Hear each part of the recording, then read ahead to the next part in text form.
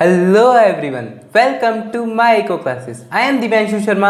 आज की वीडियो में अपन कवर करेंगे मेजर्स टू कंट्रोल इन्फ्लेशन। इससे पहले वाली वीडियोस में अपन ने इन्फ्लेशन पूरा कवर कर लिया था, उसके टाइप्स देखे थे अपन ने उसके कॉजेज भी देखे थे। अब अपन को देखना है मेजर्स टू कंट्रोल इन्फ्लेशन, यानी इन्फ्लेशन को कंट्रोल करने के कौन कौन से मेजर्स ले सकते हैं अपन।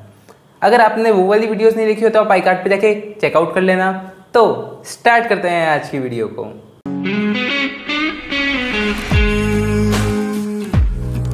स्टार्ट करते हैं अपन मेजर्स टू कंट्रोल इन्फ्लेशन से। अपन कौन कौन से मेजर्स हैं, मतलब कौन कौन सी ऐसी चीज़ें हैं जो अपन यूज़ कर सकते हैं इन्फ्लेशन को कंट्रोल करने के लिए। इसमें तीन चीज़ें आती है, एक है मॉनेटरी मेजर, एक है फिस्कल मेजर और एक है अदर मेजर। मॉनेटरी मेजर में यानी सेंट्रल बैंक वर्क करेगा किसको कंट्रोल करने के लिए, इन्फ्लेशन को कंट्रोल करने के लिए। फिर अपन बात करते हैं फिस्कल मेजर।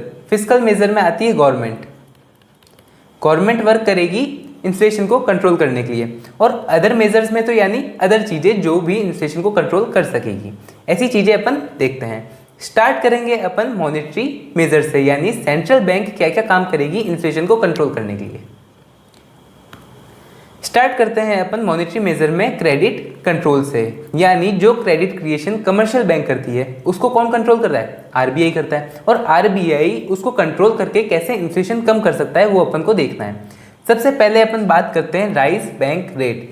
सेंट्रल बैंक क्या करेगा, बैंक रेट बढ़ा देगा। अब बैंक रेट क्या होती है, अगर अपन बात करें तो बैंक रेट वो रेट होती है जिस पे कमर्शियल बैंक पैसा लेती है, किससे, सेंट्रल बैंक से। यानी सेंट्रल बैंक कमर्शियल बैंक को लोन देती है, ठीक है। अगर वो लोन देने की अगर रेट बढ़ जाए, फॉर एग्जांपल पहले वो 2% थी, अब वो 10% हो जाए, तो क्या होगा, कमर्शियल बैंक को जो पैसा वो लेगी वो बहुत महंगा मिलेगा। अब जब वो महंगा मिलेगा तो वो सामने वाले को भी किस में देगी, महंगे भाव में देगी। और अगर वो महंगे भाव में देगी तो लोग इंसान सोचेंगे कि यार जब मैं अगर 12-15% अगर दे रहा हूँ, 12-15% पे लोन दे रहा हूँ तो मेरे को मतलब क्या है, तो वो लोन नहीं लेगा सामने वाला। तो इस हिसाब से क्या कर सकती है, सेंट्रल बैंक कंट्रोल कर देती है। फिर अपन बात करते हैं सेल सिक्योरिटीज़ की, यानी सेंट्रल बैंक क्या करेगी, सिक्योरिटी सेल करेगी मार्केट में, जिससे क्या होगा, मार्केट की मनी सप्लाई कम हो जाएगी। और मनी सप्लाई कम होने से क्या होगा, इन्फ्लेशन कम होगा। वो कैसे, फॉर एग्जांपल कोई पर्सन है जिसके पास 10,000 रुपीज़ है, ठीक है, और वो 10,000 रुपीज़ खर्च करने जा रहा है। बाकी उसको पता चला कि यार बैंक सिक्योरिटीज़ मार्केट में आ गई है, तो उसने सोचा यार मौका अच्छा है, अपन बैंक सिक्योरिटीज़ में पैसा लगा देते हैं, यानी गवर्नमेंट सिक्योरिटीज़ में पैसा लगा देते हैं। तो उसने क्या किया, जो पैसा वो खर्च करने जा रहा था जिससे डिमांड क्रिएट होती, अपन जानते हैं जहाँ पे डिमांड ज़्यादा होगी सप्लाई से वहाँ पे इन्फ्लेशन आएगा। तो जहाँ पे डिमांड क्रिएट होने वाली थी और उसकी जगह उसने क्या किया, गवर्नमेंट सिक्योरिटीज़ खरीद ली। और गवर्नमेंट सिक्योरिटीज़ खरीदने से क्या हुआ, मार्केट में मनी सप्लाई कम हो गया, और मनी सप्लाई कम होने से इन्फ्लेशन कम होगा। फिर अपन बात करते हैं rise reserve ratio. Reserve ratio क्या होता है, रिजर्व रेशियो वो रेशियो होता है जो कमर्शियल बैंक अपने पास रखती है जब वो क्रेडिट क्रिएट करती है। उस टाइम जो दो चीज़ों में रखा जाता है, CRR और एक होता है SLR। SLR यानी सेल्फ के पास रखती है और CRR सेंट्रल बैंक के पास रखती है। और ये जो दोनों रेट है वो कौन डिसाइड करता है, सेंट्रल बैंक डिसाइड करता है। तो सेंट्रल बैंक अगर डिसाइड करे कि एक काम करो, ये रेट बढ़ा दो, आप 4% पहले रख रहे थे, अब कर दो 40%, तो जब इतनी परसेंट बढ़ जाएगी, मतलब उन बैंक पे इतना पैसा अपने पास रखेगी एज ए सिक्योरिटी, तब क्या होगा, मार्केट में पैसा कम जाएगा। और जब पैसा कम जाएगा तो क्रेडिट क्रिएट कम होगा और मार्केट में मनी सप्लाई कम रहेगा, ठीक है। फिर अपन बात करते हैं selective credit control. Central bank क्या कर देगी कमर्शियल बैंक को कि तुमको इसी जगह ही पैसा देना है, इसके अलावा कहीं भी पैसा नहीं देना है। तो क्या होगा कि मार्केट में मनी सप्लाई कम आएगी, और मनी सप्लाई कम होगी तो क्रेडिट क्रिएशन कम होगा, और क्रेडिट क्रिएशन कम होगा तो क्या हो जाएगा, ऑटोमेटिक इन्फ्लेशन कम हो जाएगा। In case of cost push inflation monetary policy is not effective. अपन बात करते हैं कॉस्ट पुश इन्फ्लेशन में, जहाँ पे रॉ मटेरियल या फिर जो प्रोड्यूसर है उसकी कॉस्ट ज़्यादा लगती है, उस केस में जो मॉनेटरी मेजर है वो यूजफुल नहीं होता है। मॉनेटरी मेजर यूजफुल कब होता है, जब डिमांड पुल इन्फ्लेशन होती है, यानी डिमांड बढ़ती है। और डिमांड किससे बढ़ती है, लोगों की अगर इनकम बढ़ जाती है, मार्केट में मनी सप्लाई ज़्यादा आ जाता है, उससे होता है। तो मार्केट में मनी सप्लाई कौन कंट्रोल करता है, मार्केट में मनी सप्लाई कंट्रोल करती है आरबीआई, यानी सेंट्रल बैंक, ठीक है। तो demand pull inflation central bank cover कर सकती है। फिर अपन बात करते हैं demonetisation of higher value currency. मतलब फॉर एग्जांपल अगर हायर वैल्यू करेंसी है लोगों के पास, जैसे फॉर एग्जांपल अभी 2000 का नोट था, ये हायर वैल्यू है, मतलब इसकी वैल्यू बहुत ज़्यादा है, तो इस वजह से क्या होता था, ब्लैक मनी इकट्ठा होता था लोगों के पास। जब ब्लैक मनी इकट्ठा होता था तो मतलब लोगों की क्या हो जाती थी, मनी सप्लाई मार्केट में बढ़ जाती थी एक तरीके से। तो उसको निकालने के लिए गवर्नमेंट क्या करती है, डीमोनेटाइजेशन करती है, जिससे क्या हो, बड़े नोट बंद हो जाए और वो सारा पैसा गवर्नमेंट के पास चला जाए और थोड़े टाइम के लिए क्या हो, मार्केट में मनी सप्लाई कम हो जाए, जिससे क्या होगा, इन्फ्लेशन ठीक हो जाता है। फिर अपन अगर थर्ड पॉइंट की बात करें, issue of new currency in place of old currency, ये भी डीमोनेटाइजेशन के जैसा ही है। इसके अंदर क्या होता है, गवर्नमेंट या सेंट्रल बैंक क्या करती है कि जो भी एग्जिस्टिंग करेंसी है मार्केट में उसको बंद कर देगी और क्या कहेगी कि ये हम नई करेंसी स्टार्ट कर रहे हैं, ये लो और यही चलेगी। तो इस वजह से भी क्या होता है, मार्केट में मनी सप्लाई कम हो जाता है और उससे क्या हो जाता है, इन्फ्लेशन कम हो जाता है। फिर अपन इसके बाद बात करते हैं फिस्कल मेजर्स की, यानी गवर्नमेंट कौन कौन से मेजर्स लेगी इन्फ्लेशन को कम करने के लिए।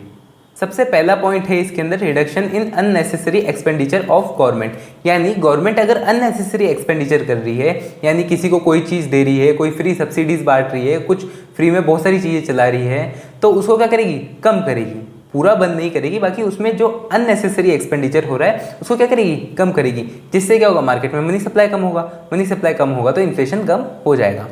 फिर अपन बात करते हैं इंक्रीज इन टैक्सेस और न्यू टैक्सेस शुड बी लेव्ड, यानी फॉर एग्जांपल अगर डायरेक्ट टैक्स, जैसे अपन ने देखा था कॉजेज ऑफ इन्फ्लेशन में, अगर डायरेक्ट टैक्स अगर कम हो रहा है उससे क्या होगा, लोगों के पास इनकम बढ़ जाएगी और इनकम बढ़ जाएगी तो वो क्या करेंगे, डिमांड ज़्यादा करेंगे। तो यहाँ पे क्या करेगी, यहाँ पे गवर्नमेंट करेगी डायरेक्ट टैक्स को बढ़ा देगी और उससे क्या होगा, लोगों के पास इनकम कम रह जाएगी, इनकम कम रह जाएगी तो वो डिमांड कम करेंगे, समझ गए। और हो सकता है कि कोई ऐसे नए टैक्सेस लाए जाए जिससे क्या हो, गवर्नमेंट के पास पैसा आ जाए और लोगों के पास हाथ में कम पैसा रहे। फिर अपन बात करते हैं थर्ड पॉइंट की, increase in saving of the people. Government क्या चाहेगी या फिर ऐसी पॉलिसीज लाएगी जिससे क्या हो, सेविंग बढ़े लोगों की। सेविंग बढ़ने से क्या होगा कि लोग सेव ज़्यादा करेंगे, जिससे क्या होगा, वो डिमांड कम कर देंगे, ठीक है। अगर सेविंग करेंगे तो डिमांड कम होगी और डिमांड कम होगी तो ऑब्वियस सी बात है, जो सप्लाई है और डिमांड है दोनों मैच हो जाएगी और इन्फ्लेशन खत्म हो जाएगा या फिर इन्फ्लेशन बहुत कम हो जाएगा। फिर अपन बात करते हैं surplus budget should be made by government. अपन ने देखा था कॉजेज में कि डेफिसिट बजट जब आता था, डेफिसिट फाइनेंसिंग जब गवर्नमेंट करती थी, उससे क्या होता था, इन्फ्लेशन बढ़ता था। तो अब क्या करना चाहिए गवर्नमेंट को, सरप्लस बजट लाना चाहिए, यानी उसको मार्केट में लगाने हैं 2200 करोड़ और गवर्नमेंट के पास होने चाहिए 400 करोड़, यानी 200 करोड़ वो क्या करे, अपने पास रखे एज ए एसेंशियल, यानी एज ए बचा करके रखे, सेविंग रखे, ठीक है। तो मतलब सारा एक्सपेंडिचर नहीं करे, खुद के पास बचा करके रख लेगी, तो भी क्या होगा, मार्केट में मनी सप्लाई कम होगी। फिर अपन बात करते हैं फिफ्थ पॉइंट की, postpone the repayment of public depth, यानी पब्लिक डेप्थ अगर लिया हुआ है, अगर नॉर्मल पब्लिक से लोन लिया हुआ है गवर्नमेंट ने, तो क्या करेगी गवर्नमेंट, उसको जो चुकाना है तो उसको थोड़ा सा डिले कर दे, बिल्कुल बंद नहीं, थोड़ा सा डिले कर दे कि मतलब आज चुकाना है तो 1 महीने बाद, 5 महीने बाद, 4 महीने बाद चुका दे, जिससे क्या हो, पैसा मार्केट में ना जाए, मतलब गवर्नमेंट का पैसा मार्केट में ना जाए, जिससे क्या हो, अननेसेसरी मनी सप्लाई इंक्रीज ना हो। ये चीज़ अपन ने देख ली है। अब अपन बात करते हैं अदर मेजर्स की। अदर मेजर्स में क्या आता है, increase in production of essential consumer goods like food, oil and sugar etcetera. अगर क्या करें अपन, कंज्यूमर गुड्स की प्रोडक्शन बढ़ा दें, जिन चीज़ों की ज़रूरत है उन्हीं चीज़ों की प्रोडक्शन बढ़ाए, बाकी चीज़ों को साइड में रख दें कि हाँ ठीक है, अगर डिमांड बढ़ रही है तो बढ़ने दो, अपन को वो जितने हैं उतने रहने दो, बाकी अपन को जो एसेंशियल चीज़ें हैं उनकी सप्लाई बढ़ा दो, जिससे उनकी अननेसेसरीली प्राइस इंक्रीज ना हो, ठीक है। तो import of important raw material, क्या करो, प्रोडक्शन बढ़ाने के लिए कंज्यूमर गुड्स का, एसेंशियल कंज्यूमर गुड्स का क्या करो, रॉ मटेरियल इंपोर्ट कर लो। अगर इंडिया में या फिर किसी भी कंट्री में, किसी भी इकोनॉमी में अगर रॉ मटेरियल महंगा आ रहा है तो उसको इंपोर्ट कर लो, और इंपोर्ट करके क्या करो, कम से कम ऐसा काम करो कि जिससे प्रोडक्शन इंक्रीज हो एसेंशियल कंज्यूमर गुड्स का। फिर अपन बात करते हैं इंक्रीज प्रोडक्टिविटी। अपन को क्या करना पड़ेगा, प्रोडक्टिविटी बढ़ानी पड़ेगी। मतलब फॉर एग्जांपल अगर कोई लेबर है, आलस कर रहा है, या फिर कोई जमीन है जो ढंग से प्रोडक्शन ही नहीं कर पा रही, तो उसमें क्या करो, ऐसा काम करो जिससे वो अच्छे से प्रोडक्शन करे, और अगर लेबर भी हो तो वो भी क्या करे, फुल अपनी कैपेसिटी से काम करे। फिर अपन बात करते हैं latest technology should be adopted. Production बढ़ाने के लिए अपन को लेटेस्ट टेक्नोलॉजी भी यूज़ करनी पड़ सकती है। क्यों? अगर अपन लेटेस्ट टेक्नोलॉजी यूज़ करेंगे उससे क्या होगा, ऑटोमेटिकली प्रोडक्शन बढ़ेगा। फिर अपन financial help should be given like subsidies. Government को क्या करना चाहिए, अगर कोई ऐसा काम कर रहा है यानी कोई कंपनी है जो ऐसे एसेंशियल कंज्यूमर गुड्स बढ़ा रही है इन्फ्लेशन को कम करने के लिए, तो उन लोगों को सब्सिडीज़ देनी चाहिए, जिससे क्या हो, उनकी कॉस्ट कम लगे और वो सेल अच्छी दाम पे कर पाए। फिर अपन बात करते हैं rational wage policy. Rational wage policy होनी चाहिए जिसके अंदर क्या हो, government should freeze wages, income, profit, dividends and bonuses etcetera.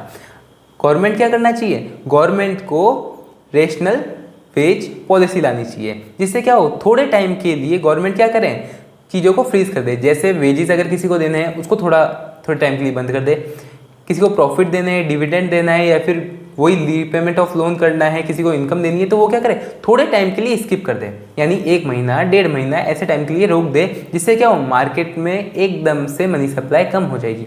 और अपन जानते ही हैं कि मनी सप्लाई कम होगी तो इन्फ्लेशन कम हो जाएगा। फिर अपन थर्ड बात करते हैं प्राइस कंट्रोल के। क्या करें, प्राइस कंट्रोल करते हुए कि नहीं, कितना भी कुछ भी हो जाए, अगर ये MRP है, मैक्सिमम रिटेल प्राइस है, कि ये 10 रुपीज़ में चीज़ बिकनी है, तो आपके कितने में भी बने ये 10 रुपीज़ में ही बिकनी चाहिए। तो मतलब ऐसे एक अपर प्राइस, अपर लिमिट फिक्स कर दे किसी भी गुड्स की। और फोर्थ बात अपन करते हैं राशनिंग। इसके अंदर क्या होता है कि ये फिक्स कर देती है कि हाँ, इस आदमी को इतनी इतनी चीज़ें मिलेगी, मतलब इससे ऐसी चीज़ें का ही प्रोडक्शन करना है और ऐसे ऐसे यही चीज़ें लोगों में डिस्ट्रीब्यूट करनी है, यही चीज़ें बांटनी है, इतने रुपए में देनी है, ये सारी चीज़ें फिक्स कर दे।